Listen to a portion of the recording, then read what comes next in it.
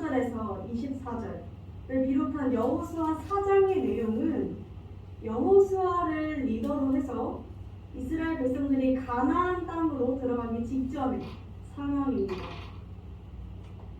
자, 이게 어떻게 된 일이냐면요.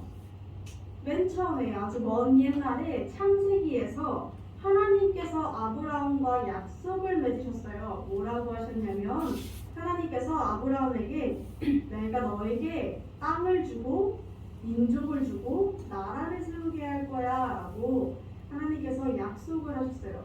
그래서 아브라함에게 가나안이라는 땅을 줘서 그 땅에서 하나님을 왕으로 해서 나라를 만들 것이라고 약속을 하였습니다. 자, 그 이후로 몇백 년이라는 시간이 흘렀어요. 이스라엘 백성들은 그래서 여러 상황들을 거쳐서 이제 어떻게 됐냐면 이 사람들이 그 가나안이라는 동네에 여기저기 살다가 기근이 들어서 애굽으로 들어갔다가 졸지에 포로가 되었습니다.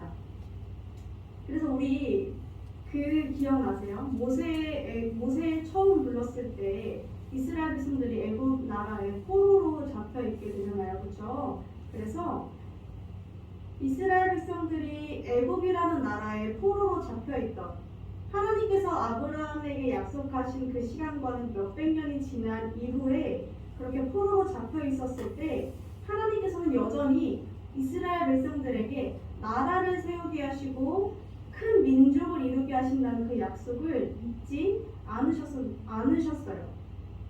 자, 그래서 애굽에 포로로 잡혀 있을 때 노예, 종살이를 할 때 모세를 통해서 그곳에서 데리고 나온 것을 우리가 뭐라고 하죠? 우리가 그것을 세 글자로 출애굽 사건이라고 합니다. 자, 출애굽 사건입니다. 자, 출애굽하고 나서 이들이 어디로 가죠? 이들이 광야로 갑니다. 하나님께서 그들을 광야로 이끄셨습니다. 자, 백성들이 이제 하나님께서 애굽에서 가나안까지 가는 여정 가운데 거치게 한 곳이 광야였어요. 사막. 그 사막을 거치게 하셨는데 그 광야 속에서 굉장히 많은 일들이 있었습니다.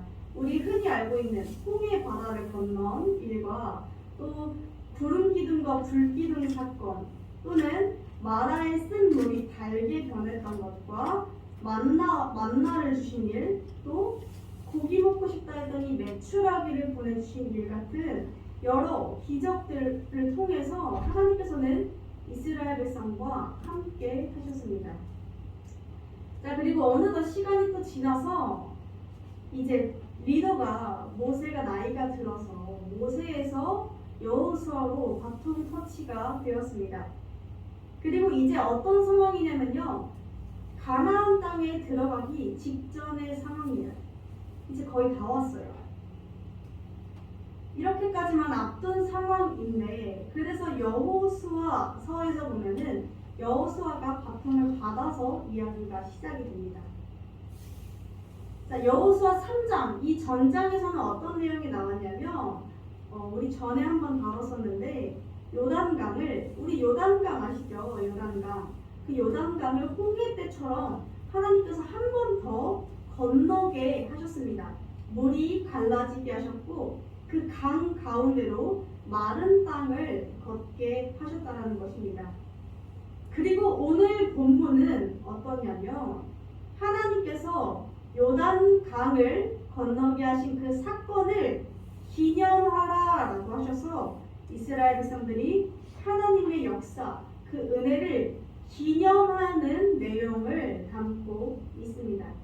여기까지 조금 대략적으로 스토리가 이해가 되시나요? 짧게 요약하면 이렇습니다. 하나님께서 이스라엘 백성들을 애굽에서 벗어나게 하셔서 광야, 그 다음 가나안으로 들어가게 하시는데 그 사이에 지도자가 2명 있었어요. 모세와 그 다음 여호수아. 지금은 여호수아 때입니다. 그리고 가나안, 하나님께서 모세에게는 출애굽과 광야 어느 정도 시기를 맡기셨고 여호수아에게는 그 광야 끝자락에서 가나안에 들어가는 것을 맡기셨습니다. 가운데에서 모세 때 보여주셨던 홍해 기적을 한 번 더 보여주심으로써 이스라엘 백성들의 생각 속에 하나님은 살아계시는구나를 한 번 더 깨닫게 했다라는 것이죠. 그리고 그것을 기념하고 있는 것입니다. 여호수아 4장 6절에 보면 이렇게 등장합니다. 하나님께서 이스라엘 백성들에게 12개의 돌을 요단에서 가져오도록 하셨습니다. 그리고 이것을 6절에 보면 표징이라 하시면서 이 돌들이 이스라엘 자손에게 영원히 기념이 되리라 라고 하셨습니다. 자, 우리가 한번 생각해 볼게요. 12개의 돌이 과연 의미가 있을까요? 사실 돌은 그 자체로는 의미가 없습니다. 돌들에게 의미가 있어봐야 그냥 돌이겠죠. 그렇죠? 그런데 오늘 하나님께서는 이 돌들이 영원한 기념이 될 것이다. 너희에게 있어서 영원히 기념이 될 거야 라고 말씀하고 있는 것입니다.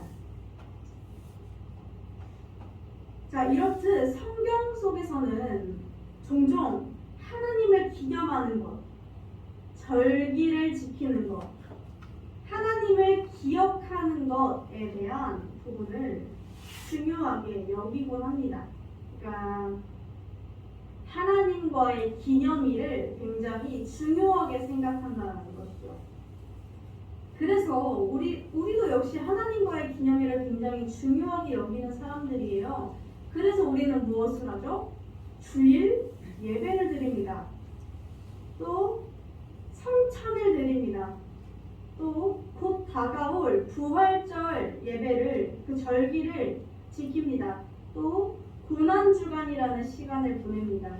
또 성탄절이라는 시간을 보내죠. 자, 우리가 혹시 여기서 주일 예배 뜻을 모르시는 분은 없겠죠. 있으시다면 제가 알려드릴게요. 주일 예배는 원래 이전에는 이 사람네들이 토요일에 예배를 드렸어요. 주일이 아니었어요. 그런데 개신교, 그래서 우리 안식일 보면은 제7일 안식일을 보면은 항상 토요일날 예배를 드려요. 그런데 우리는 주일날 예배를 드리죠. 왜죠? 주일에 예수 그리스도께서 부활하셨기 때문에 우리는 부활하신 예수를 기념한다.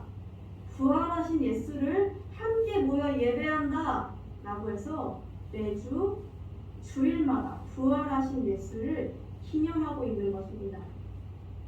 우리가 1년에 한 번 부활절을 지낸다고 하지만 우리는 사실상 매주 예수 그리스도의 부활을 찬양하고 예배하는 사람들의 모임인 것입니다. 우리가 이렇게 많은 기념일들을 보내게 되는데요.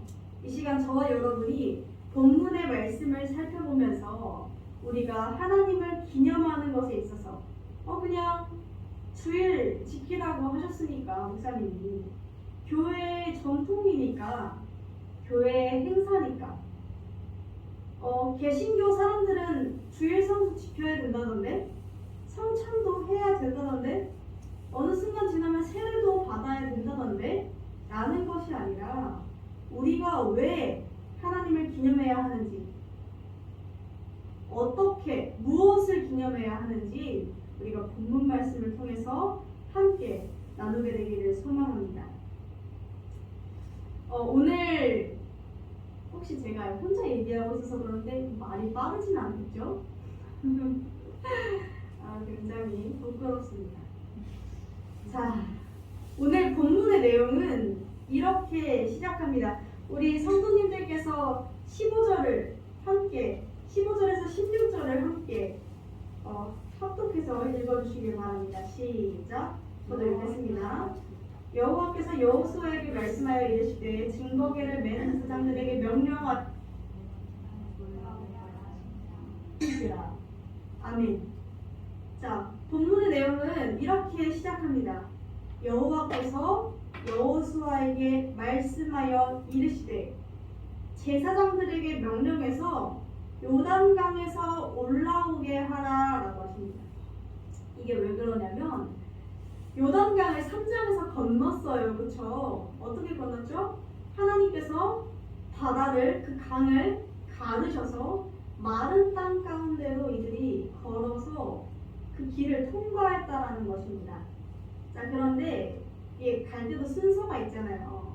보통 우리가 생각했을 때 왕수천이 갈라졌다고 생각을 해볼게요. 자, 왕수천이 이렇게 갈라져서 우리가 건너야 해요. 건너는데 우리 성도님들은 몇 번째로 가고 싶으세요? 만약에 건너게 된다면 이게 갈라졌어요. 마른 땅이에요. 근데 이게 사실 갈라졌지만 언제 다시 덮칠지 모르잖아요. 몇 번째에 가고 싶으세요? 아마 안전하게는 한 첫 번째랑 마지막 빼고 중간 어디쯤, 중간에서 앞부분 요 정도가 적당할 것 같아요. 자, 그래서 제사장들이 누구죠? 목사님들이죠. 근데 목사님들이, 하나님께서 이 목사님들을 마지막에 세우셨어요. 너희가 이스라엘 백성들을 다 보내고 맨 마지막에 걸어라. 그래서 이들이 맨 마지막까지 기다리고 있었던 거예요. 백성들이 다 건너오기를. 자, 그래서 다 기다리고 있다가 하나님의 말씀 가운데 이제는 다 올라왔으니 너희도 요단강에서 올라와라 라고 말씀하신 것이죠. 이때 하나님의 말씀에 순종해서 제사장들이 요단 가운데에서 나왔을 때 우리 18절에 이렇게 말씀하고 계십니다. 그 발바닥으로 제사장들이겠죠. 제사장들이 그 발바닥으로 욕지를 밟는, 땅을 밟게 되는 동시에 요단 물이 원래 곳으로 도로 흘러서 전과 같이 언덕에 넘쳤더라. 아멘. 자, 오늘 본문은 하나님의 능력을 한 번 더 보여주면서 시작하고 있습니다. 하나님은 물을 멈추실 뿐만이 아니라 그 물을 다시 흐르게도 하시는 분이시며 모든 일에 처음과 마지막을 주관하시는 분이시라는 것이죠. 이 세상의 모든 만물이 하나님의 손에 달려있다는 것을 주님께서는 한 번 더 보여주셨습니다.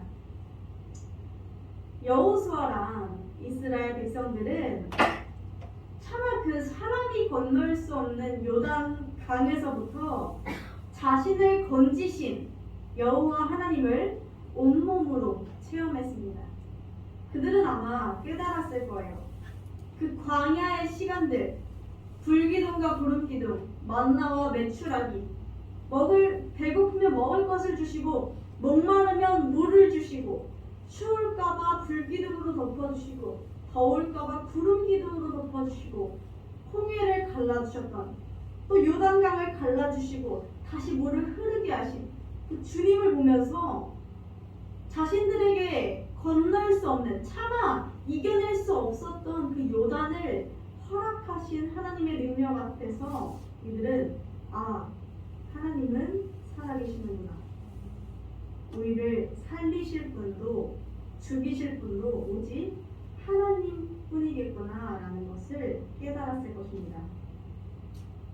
자, 그리고 20절에 보면은 요단에서 가져온 12개의 돌을 길갈에 세웁니다. 이것이 하나님의 명령에 따라서 이렇게 한 것인데요. 12개의 돌을 육지, 길갈이 가나안 땅의 제일 처음 도시예요. 그래서 거기에 세웁니다. 그리고 이야기해요. 자, 여호수아가 이야기합니다. 훗날 너희의 자손들, 이스라엘 백성들의 자손들이 이 돌이 뭡니까? 라고 물었을 때 너희는 너희 자손에게 이렇게 알게 하라. 이스라엘 백성들이 마른 땅을 밟고 요단을 건넜고 너희의 하나님 여호와께서 요단 물을 너희 앞에서 마르게 하셨고 또한 너희의 하나님이 홍해 바다를 마르게 하셨다는 것을 알게 하라라고 하십니다. 자, 이렇게 여호수아와 이스라엘 백성들은 자신을 건지신 하나님의 능력과 은혜, 구원의 역사를 12개의 돌을 길갈에 세움으로써 그 사건을 기념했습니다. 이것을 통해서 우리가 어떻게 요단강을 건너왔는지를 기억하고 우리가 그냥 요단강을 헤엄쳐서 건너온 게 아니라 하나님께서 물을 갈라주셔서 마른 땅으로 걸어왔다는 것을 하나님의 능력으로 우리가 이 요단을 이겨냈다는 것을 기억하고 이것을 경험한 나에게서 끝나는 것이 아니라 내가 경험한 하나님을 전파하는 것으로 하나님께서는 원하신다라는 것입니다. 자, 여기서 우리는 이런 질문을 해볼 수 있습니다. 사실 요단강 건넜으면 됐지 굳이 이렇게 애써서 기념해야 하는 이유는 뭘까요? 그냥 건넜으면 되잖아요. 이미 건넜는데 굳이 왜 기념해야 할까요? 첫 번째 가장 큰 이유는 사실 우리들에게 있습니다. 우리 사람들은 참 간사해요. 그래서 어떤 습성이 있냐면 내가 누군가에게 베푼 것은 너무나 잘 기억합니다. 자, 그런데 누군가가 나에게 베푼 것은 잘 기억하지 못합니다. 쉽게 잊습니다. 인간은 누군가에게서 받은 것에 있어서 무뎌지기가 참 쉽고 쉽게 감사하지 못하는 습성이 있다라는 것입니다. 그래서 내가 베푼 호의는 기억하려 하지 않아도 기억이 나지만 누군가로부터 받은 호의는 늘 애써서 기억해야 할 필요가 있습니다. 그렇게 노력을 좀 해주지 않으면 우리는 금방 잊어버리기 때문이죠. 두 번째로는 하나님과 우리와의 관계를 위해서입니다. 성경 속에서 계속해서 강조하고 있는 부분이 너희의 하나님입니다. 23절과 24절을 자세히 보면 너희의 하나님 여호와께서 너희가 너희의 하나님 여호와를 이렇게 계속해서 언급하고 있어요. 성경 속에서 강조하는 부분은 하나님과의 관계성을 강조합니다. 우리 혹시 여기서 이제 나는 기념일이 조금 소중하다라고 여기시는 분들이 있을까요? 이것이 사실은 연애할 때는 상대방과의 기념일이 있을 것이고 또는 누가밀이 있을 것이고 또는 누군가의 생일이 기념일 수도 있을 것이고 또한 부부가 결혼을 하게 되면 결혼 기념일이라는 것이 있죠. 또 우리가 우리가 당연스럽게 지키고 있는 여러 가지 공휴일들, 빨간 날 다 사실은 무언가를 기념하기 위해서 이런 것들이 있죠. 자, 그런데 우리가 기념일의 속성을 생각해보면 관계가 있는 사람들에게 특별합니다. 예를 들어 우리가 옆집 아줌마, 옆집 아저씨의 결혼기념일을 옆집 아줌마의 결혼기념일이 우리에게 특별하지는 않아요. 그렇죠? 축하해드릴 수 있겠지만 우리에게 그저 그냥 그런가 보다라고 생각하게 됩니다. 그런데 우리가 그래서 하나님과의 그 기념이 우리에게 소중하기 위해서는 하나님과의 관계성이 필요하다는 거예요. 하나님과 관계성이 우리가 맺어 있지 않으면 이러한 주일 예배, 부활절, 고난주간 이러한 모든 기념일들이 사실상 그냥 하나의 행사에 지나지 않습니다. 우리가 기억해야 하는 것은 하나님께서 우리에게 베푸시는 모든 은혜, 그 모든 구원은 철저하게 그냥 값없이가 아니라 관계를 위해서 베푸셨던 사랑, 은혜, 호의라는 것입니다. 제가 지난번에도 한번 이 언급을 했었는데 하나님께서 우리에게 베푸시는 은혜가 과연 아무 값도 없이 거저받는 것일까요? 아무 조건 없이? 사실상 그렇지 않다라는 것입니다. 자격 없는 자에게 하나님께서 은혜를 베풀어 주시는 것이지 은혜 먹고 소위 요즘 사람들이 이야기하는 먹튀를 원하지는 않으신다라는 것입니다. 이것을 어떻게 설명할 수 있냐면 성경 속에서 카리스라는 은혜라는 단어가 굉장히 많이 등장해요. 은혜. 우리에게 있어서 은혜라고 하면은 기독교인들밖에 안 쓰죠. 굳이 다른 사람들이 쓰지 않아요. 종교 언어예요, 그렇죠? 그런데 이게 원래 원어로 보면 종교적인 단어가 아니에요. 이게 카리스가 어떤 뜻이냐면 정치적인 뜻입니다. 자, 어떤 뜻으로 쓰이냐면요. 한 나라의 왕이 백성에게 베푸는 호의라는 뜻으로 쓰입니다. 자, 하나님이 우리에게 베푸시는 그 은혜를 원래 어떤 방식으로 표현하냐면 왕이 백성들에게 베푸는 호의, 왕이 세금 면제해주고 왕이 은혜를 백성들이 이런 가뭄이 들었을 때 곡식을 나눠주는 그러한 호의를 하나님께서 우리에게 베푸시는 은혜로 비유한다는 것입니다. 이렇게 생각해 볼게요. 자, 왕이 백성에게 베푸는 호의에 대해서 예를 들어서 왕이 백성들에게 여러 가지 세금 면제 막 베풀었어. 백성들이 어려우니까 세금도 감면해주고 이렇게 해라 라고 했어요. 자, 이 호의에 대해서 개인이 갚을 의무가 있을까요? 사실 없습니다. 애초에 갚을 수도 없고요. 자, 그렇다면 왕은 이걸 왜 했을까요? 간단하죠. 자기 백성들이기 때문에 자기 백성들에게 해주고 또한 마땅히 내가 선왕이다라는 것을 칭송받고 찬양받고 그렇게 호의의 선순환이 이루어지는 것을 왕은 원할 것입니다.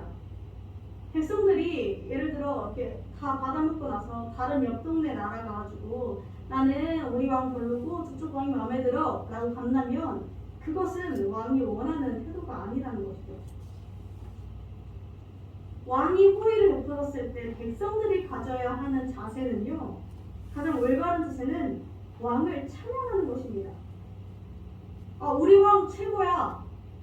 우리 왕은 이렇게 능력이 있는 왕이야. 우리의 왕은, 우리를 다스리는 왕은 그렇게 능력이 있고 또 인자하며 자비로운 분이야 라고 찬양하는 것, 그것이 왕이 원하는 태도라는 것입니다. 하나님께서는 우리와의 관계 속에서 우리가 갚아야 할 거래적인 의무는 없으나 반응을 원하신다는 것입니다. 우리에게 있어서 하나님을 매 순간 찬양하기를 원하신다는 것이죠. 자, 그런데 우리는 맨날 어때요? 하나님이 왕이신데 하나님이 베푸시는 은혜를 받으면서도 우리는 다른 것들을 왕으로서 섬깁니다. 돈을 왕으로 섬기며 세상에서 돈이 최고야. 돈이 좋긴 좋아. 이렇게 이야기하고 사람들을 왕으로 세우며 저 사람이 내 인생에 내 세상에서 가장 중요해 라고 이야기를 하기도 하며 여러 가지 명예와 여러 가지 물질과 많은 것들 필요한 나 자신까지도 내 인생의 주인은 나야. 하나님이 뭐? 내가 왕이지, 내가 주인이지, 내 인생에서 주인공은 나지 라고 하면서 계속해서 그 은혜를 경험했으면서도 왕에게 마땅히 돌려드려야 할 찬양을 돌리지 않고 있다는 것인 줄 압니다. 우리가 24절을 함께 읽도록 하겠습니다. 제가 읽겠습니다. 이는 땅의 모든 백성이 여호와의 손이 강하신 것을 알며 너희가 너희의 하나님 여호와를 항상 경외하게 하려 하심이라.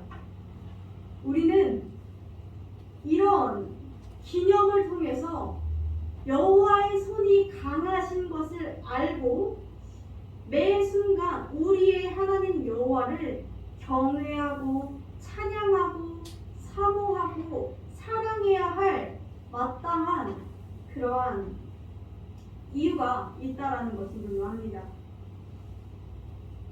그렇다면 우리는 이스라엘 백성들은 뭘 기념했죠? 요단을 건넌 것을 기념했습니다. 우리는 무엇을 기념해야 할까요?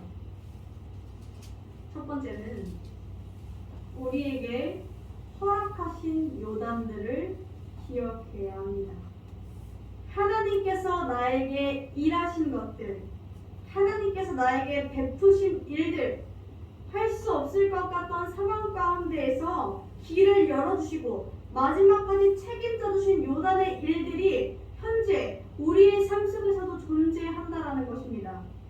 우리는 그런 일들을 우연, 내가 잘했으니까, 내가 노력했으니까, 내가 이만큼 기도했으니까, 내가 하나님 잘 섬겼으니까 마땅히 받는 거야 가 아니라 영의 눈으로, 영적인 눈으로, 사실 내가 기도했으니까 하나님께서 주신 거야는 영의 눈으로 보는 것이 아닙니다. 육의 눈으로 내 행동을 보는 것이죠. 영의 눈으로 모든 사건을 본다라는 것은 하나님께서 일하셨고 하나님께서 역사하셨으며 나같이 자격 없는 자에게 하나님의 은혜를 베푸셨어라고 인정하는 것이 영의 눈으로 모든 상황을 보는 이들인 줄로 압니다. 또한 우리는 더 나아가 구원을 기억해야 합니다. 역대상 16장 23절을 제가 읽도록 하겠습니다. 온 땅이여 여호와께 노래하며 그의 구원을 날마다 선포할지어다. 아멘. 우리가 많은 요단을 건넌 것들을 분명 찬양해야겠지만 그 중에서도 제일 우리가 감격에 차서 노래하며 찬양할 것은 구원에 대한 감격인 줄로 믿습니다.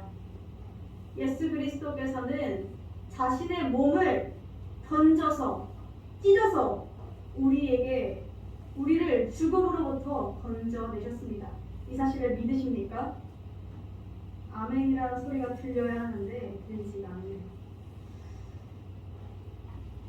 사실 지금은 우리가 사순절의 기간을 보내고 있습니다. 사순절은 어떤 기간이죠? 사순절은 예수 그리스도가 부활하시기 전 그 고난의 40일을 기념하는 시간입니다.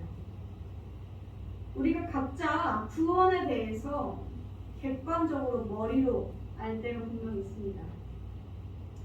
맞아, 하나님 나를 구원하셨지. 예수 그리스도가 십자가 지셨지.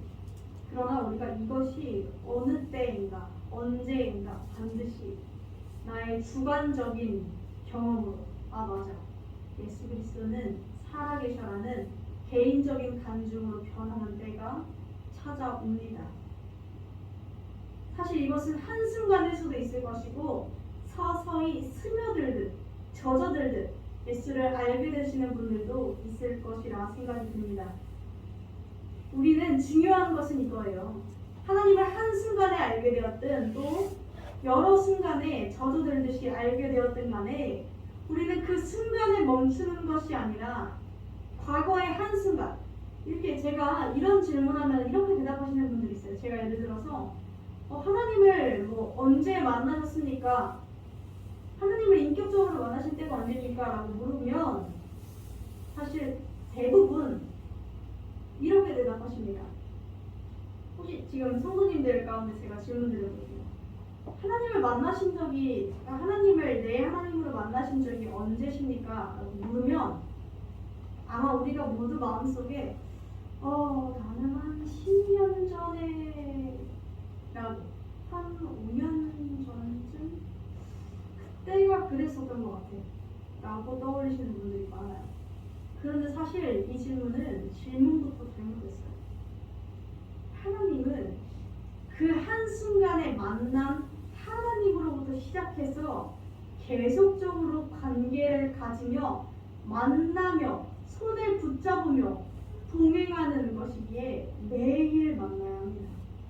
그래서 우리는 그것을 과거의 옛 한순간으로 추억하는 것이 아니라 매 순간 하나님을 노래하며 나아가야 한다라는 것인 줄로 믿습니다. 자, 그렇다면 우리는 어떠한 방식으로 기념하는가? 우리는 사실 이미 행동으로는 기념에 참여하고 있죠. 주일 예배에 참여하고 있잖아요. 또 우리 성찬 지난주에 참여했죠. 또 사순절의 기간을 보내고 있죠. 우리가 의식을 하든 하지 않든, 그렇죠? 그리고 또 다음 주면 종려주일입니다. 종려주일은요, 예수님께서 십자가를 지시기 전에 예루살렘으로 들어오신 날입니다. 성전으로. 그것을 종려주일이라고 부릅니다. 그리고 한 주간의 기간을 우리는 예수님이 고난당하셨다라고 해서 고난주간이라고 부르고, 그 고난을 딛고 십자가에서 부활하신 것을 그 다다음 주에 부활절으로 우리는 기념하고 있습니다. 다만 우리는 이렇게 기념에 참여하고는 있으나 우리에게 필요한 것은 단순히 이렇게 행사에 참여하는 것, 예배 이 성전에 그냥 몸이 들어오는 것, 이것뿐만이 아니라 참여하는 매 순간, 그리고 더 나아가 삶을 살아가는 매 순간이 하나님을 기념하고 기억하는 마음의 자세를 가져야 하는 줄로 믿습니다. 로마서 12장 1절을 하반절을 제가 읽도록 하겠습니다. 너희 몸을 하나님이 기뻐하시는 거룩한 산 제물로 드리라. 이것은 너희가 드릴 영적 예배입니다. 아멘. 주님께서는 이렇게 말씀하십니다. 우리의 몸을 거룩한 산 제물. 이게 구약 시대에 들었으면 굉장히 무서운 말이에요. 우리의 몸을 칼로 찢고 불로 태워서 제사를 드리는 것. 우리 몸을 산 제물로 드리는 것. 그러나 예수 그리스도가 오신 후로부터 우리의 몸을 거룩한 산 제물로 드린다는 것은 어떤 것입니까? 우리가 예수 안에 거하면서 하나님을 찬양하는 것, 성령의 이끄심을 받아서 하나님을 찬양하는 매 순간이 우리가 드려야 할 영적 예배라는 것인 줄로 믿습니다. 우리는 이러한 방식들로 예수 그리스도를 기념합니다. 예수 그리스도를 찬양합니다. 예수 그리스도를 경배합니다. 사랑하는 성도 여러분, 이스라엘 백성들은 길갈에 12개의 돌을 세움으로써 하나님의 은혜를 기억했습니다. 그들의 이러한 행동은 과거에, 단순히 과거에 역사하신 하나님을 기념비를 세우는, 기억하여는 그것뿐만이 아니라 더 나아가서 오늘도 우리에게, 더 나아가 우리의 자손들에게도, 우리의 후대들에게도 동일하게 역사하실, 언제나 변함없이 어제도 일하셨고 그 전에도 일하셨듯이 오늘도 이 순간 역사하실 하나님을 바라보는 의미였다는 것입니다. 24절에 이렇게 말하듯이 말입니다. 너희가 너희 하나님 여호와를 항상 경외하게 하려 함이다. 아멘. 이들은 이후에 요단에서 계속 머물러 살지 않았습니다. 이들은 어디로 가죠? 이들은 가나안 땅으로 들어갑니다. 자, 그런데 이들은 우리가 이것을 주목해야 돼요. 기적의 장소에서 멈춰 있지 않았습니다. 그때 하나님이 예전에 만나주신 그 하나님을 기억하는 것, 그 기적의 하나님, 그곳에서 멈춰 있지 않았다는 것입니다. 이들은 어디로 나아갔어요? 가나안으로 나아갔습니다. 자, 이것은 무슨 뜻입니까? 그들은, 이스라엘 백성들은 요단에서 광야에서 만나주신 하나님, 그 하나님을 붙들고 내 안에 마음에 새겨서 여호와 하나님을 그 기억을 가지고 여호와 하나님을 경외하며 가나안으로 나아갔다라는 것인 줄로 압니다. 우리가 이러한 마음의 자세들을 갖기를 원합니다. 나에게 베풀어 주신 하나님의 크신 은혜를 기억하고 그 은혜와 구원의 사랑을 마음에 품으며 우리가 예전에 만난 그 하나님에 멈춰 있는 것이 아니라 날마다 새롭게 일하시는 그 주님의 역사를 느끼며 주님을 경외하며 오늘도 역사하실 주님을 믿으며 우리가 우리의 삶 가운데로 나아가야 한다는 것인 줄로 믿습니다. 덧붙여 우리는 전에도 이야기했듯이 사순절을 보내고 있습니다. 또한 고난주간과 부활절을 앞두고 있는 줄로 믿습니다. 우리에게 이 기간이 그저 하나의 형식, 옆집 아줌마 결혼 기념일 정도의 교회 행사 정도의 기념일로 그치지 않기를 간절히 소망합니다. 나에게 주신 그 사랑을 기억하고 나를 위해 자신의 목숨을 내던지신 그 주님을 떠올리며 하나님의 강하심을 떠올리며 하나님을 경외하는 마음을 가지고 살아가는 더욱더 예수 그리스도의 그 한없는 사랑을 기억하며 나를 부르시고 택하신 그 주님을 찬양하는 저와 여러분이 되기를 주님의 이름으로 간절히 소망합니다.